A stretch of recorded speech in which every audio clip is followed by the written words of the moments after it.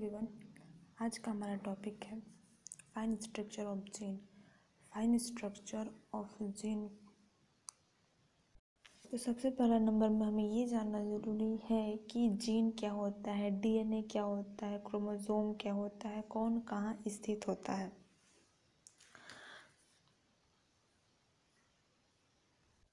तो नॉर्मली हम सभी जानते हैं कि हमारा जो बॉडी होता है वो हमारा बॉडी का जो यूनिट होता है वो सेल होता है। सेल में पाया जाता है न्यूक्लियस। न्यूक्लियस के अंदर होता है डीएनए। डीएनए में पाया जाता न्यूक्लियस के अंदर होता है क्रोमोसोम। क्रोमोसोम में पाया जाता है डीएनए। डीएनए के अंदर होता है जीन। क्रोमोसोम जो होता है अलग अलग एनिमल्स की संख्या अलग अलग होती है। जैसे हम ह्यूमंस में 46 क्रोमोसोम पाए जाते हैं। बर्ड्स में या फिर अलग अलग एनिमल में इसकी संख्या अलग अलग होती है। इंसेक्ट में अलग होता है, बर्ड में अलग होता है, सब में इसकी संख्या अलग अलग होती है। और जो हम ह्यूमंस में जो लास्ट थर्ड का जो क्रोमोसोम होता है वो सेक्स क्रोमोसोम होता है। और जो डीएनए होता है वो डीऑक्सीराइबोन्यूक्लिक एसिड मतलब बेस पेयर से मिलकर बना हुआ होता है, जिसमें जीन पाया जाता है। जो जीन होता है डीएनए का एक छोटा खंड होता है जिसमें जेनेटिक इंफॉर्मेशन कोडेड होते हैं। तो आज का हमारा टॉपिक है फाइन स्ट्रक्चर ऑफ जीन। इसका सिनॉप्सिस है: introduction, definition, history, gene structure, fine structure of gene, Watson and Crick model, prokaryotic gene, eukaryotic gene, significance of gene, conclusion and reference. Introduction. सामान्यतः हम जानते हैं कि जीन डीएनए का वह छोटा खंड होता है जिसमें जेनेटिक इंफॉर्मेशन कोडेड होते हैं। और जीन का एक स्पेशल कैरेक्टर होता है कि और उसका स्पेशल वर्क होता है। फाइन स्ट्रक्चर ऑफ जीन से तात्पर्य यह है कि जिसमें किसी भी प्रकार की कोई एबनॉर्मलिटीज़ ना हो। मतलब जीन का मेन कार्य क्या होता है? जेनेटिक इन्फॉर्मेशन को एक पीढ़ी से दूसरी पीढ़ी में ट्रांसफ़र करना, जिसमें किसी भी प्रकार का कोई एबनॉर्मलिटीज़ ना हो, जो उसमें प्रोटीन सिंथेसिस होता हो, जो डीएनए है उसमें सभी बॉन्ड्स पाए जाते हों, उसका जो सीक्वेंस है, बेस पेयर्स का सीक्वेंस है वो सही हो। डेफिनेशन अपने हिसाब से परिभाषा आप डाल सकते हैं। हिस्ट्री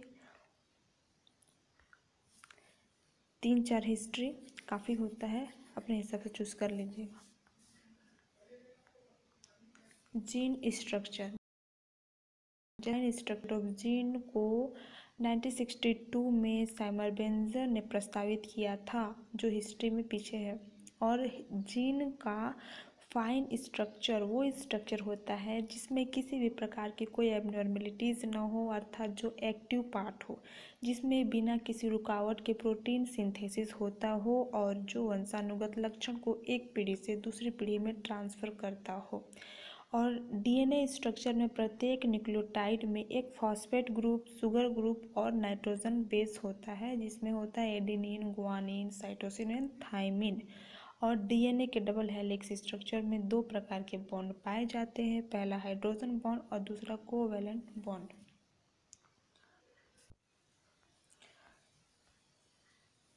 नेक्स्ट है डीएनए का डायग्राम, जो हम छोटी कक्षाओं से पढ़ते आ रहे हैं कि इसमें बेस पेयर्स होते हैं, एटी के साथ जी के साथ पेयरअप होता है, शुगर फॉस्फेट बॉन्ड होता है, 1 कंप्लीट जो टर्न होता है 34 एंगस्ट्रॉन का होता है। इसका लंबाई चौड़ाई कितना होता है आपको पता ही होगा। Fine structure of gene. सामान्यतः हम जानते हैं कि जीन डीएनए का वह छोटा खंड होता है जिसमें जेनेटिक इन्फॉर्मेशन कोडेड होते हैं, और जो पेरेंटल कैरेक्टर जैसे कलर, हाइट, वह लड़का होगा या लड़की, इसका निर्धारण करता है और एक पीढ़ी से दूसरी पीढ़ी में ट्रांसफ़र करता है। जीन का फाइन स्ट्रक्चर से तात्पर्य यह है जो एक्टिव पार्ट होता है और जिसमें बिना किसी रुकावट के प्रोटीन सिंथेसिस होता हो, डीएनए की स्ट्रक्चर के बारे में अलग अलग वैज्ञानिकों ने अलग अलग तरीके से बताया, लेकिन सबसे विख्यात और सरल तरीके से जो मान्य है डीएनए के डबल हेलिक्स स्ट्रक्चर के बारे में वाटसन एंड क्रिक ने बताया था। Watson and Crick model. J D. Watson और एफ.एच.सी. क्रिक ने 1953 में भौतिक और रासायनिक डेटा को मिक्स करके डीएनए मॉलिक्यूल के लिए एक डबल हेलिक्स मॉडल को प्रस्तावित किया। इस मॉडल के अनुसार डीएनए मॉलिक्यूल्स में 2 स्ट्रैंड होते हैं जो हाइड्रोजन बॉन्ड द्वारा एक साथ जुड़े होते हैं।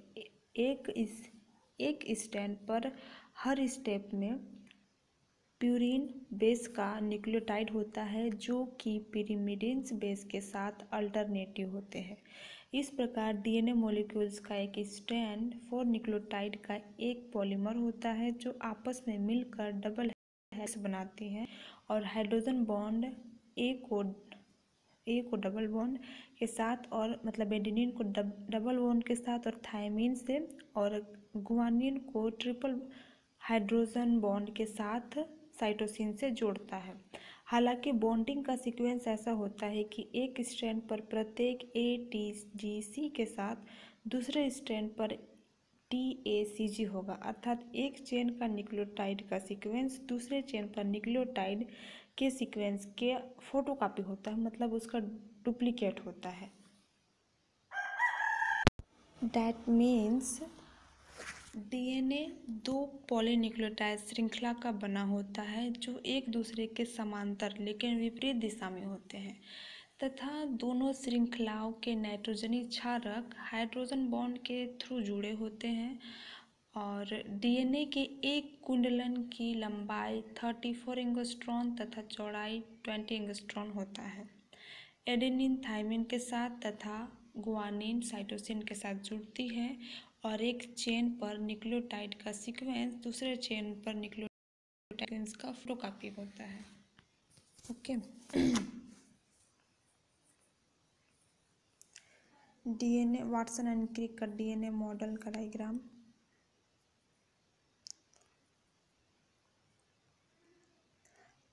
अब प्रोकैरियोटिक जीन।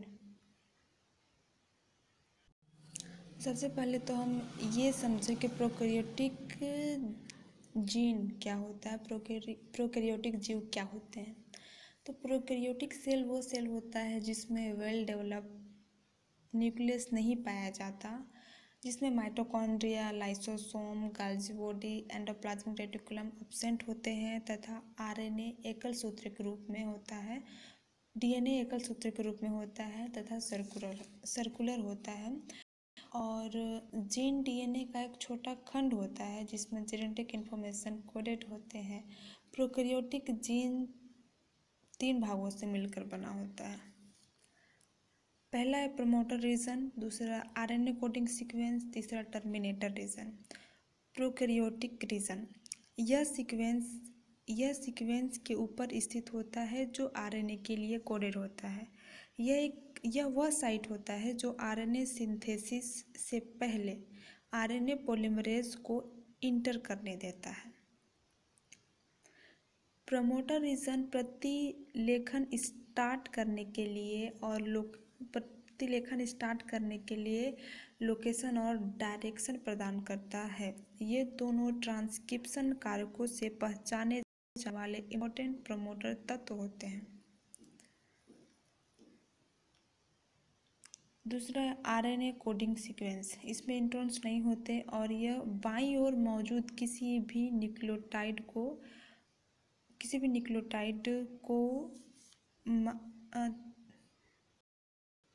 द्वारा डिनोट किया जाता है और इस रीजन को अपस्ट्रीम एलिमेंट कहा जाता है।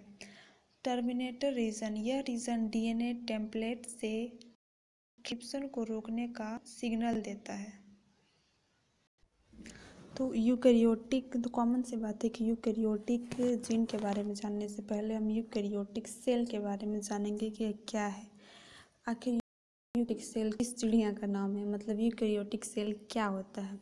इसमें वेल डेवलप न्यूक्लियस पाया जाता है तथा nucleolus, mitochondria, vacuole, lysosome, endoplasmic reticulum, plastid present होते हैं तथा इसका डीएनए लीनियर होता है तथा दोहरे सूत्र अर्थात डबल हेलिकल होता है। तो अब आप ही लोग बताइए कि जब प्रोकैरियोटिक का स्ट्रक्चर सिंपल है, यूकैरियोटिक का कॉम्प्लेक्स है, तो दोनों का जीन का स्ट्रक्चर भी तो अलग अलग होगा ना। तो प्रोकैरियोटिक का तो देख लिया, अब यूकैरियोटिक का जीन स्ट्रक्चर देखते हैं। ठीक है,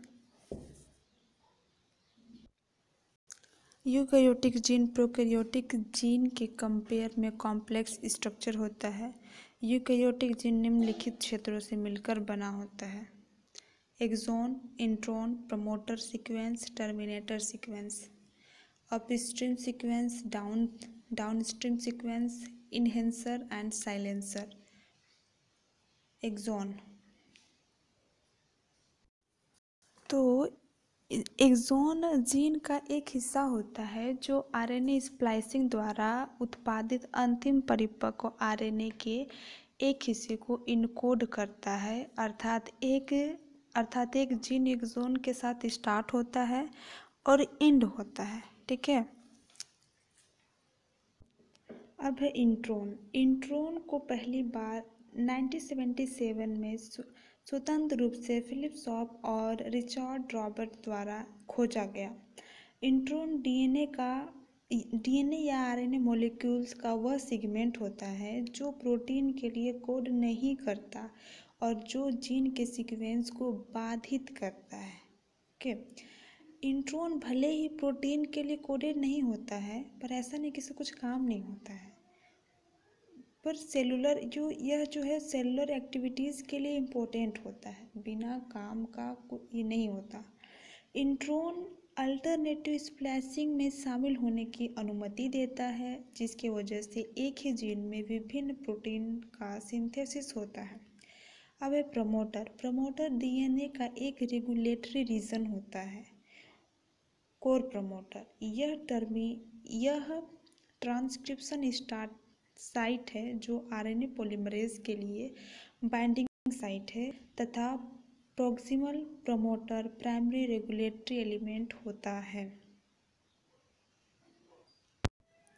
अब up stream and down stream मतलब 5 प्राइम एंड 3 प्राइम एंड, तो दोनों को एक साथ देखते हैं। मॉलिक्यूलर बायोलॉजी और जेनेटिक्स में अप स्ट्रीम और डाउन स्ट्रीम दोनों डीएनए या आरएनए में जेनेटिक कोड के सापेक्ष पदों को संदर्भित करता है। That means down stream 3 prime, that means eukaryotic में ट्रांसक्रिप्शन प्रोसेस अर्थात डीएनए में एमआरएनए का बनना जो प्रोसेस होता है, ये तो आप सभी लोग पढ़े होंगे।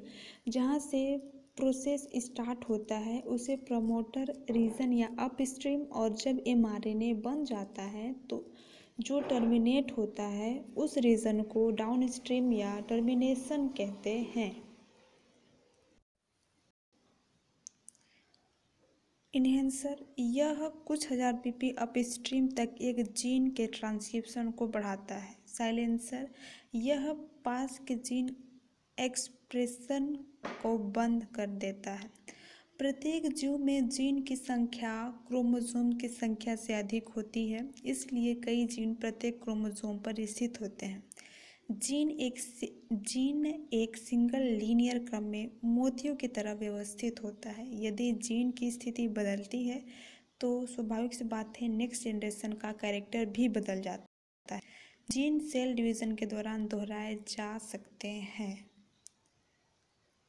इसका सिग्निफिकेंस हम नेक्स्ट वीडियो में देखेंगे। इसका कंक्लूज़न अब अपने अकॉर्डिंग जैसा चाहे वैसा लिख सकते हैं। इसका स्ट्रक्चर के बारे में, जीन का structure, eukaryotic structure, prokaryotic structure, अपने हिसाब से 5-6 लाइन जो समझ में आता है।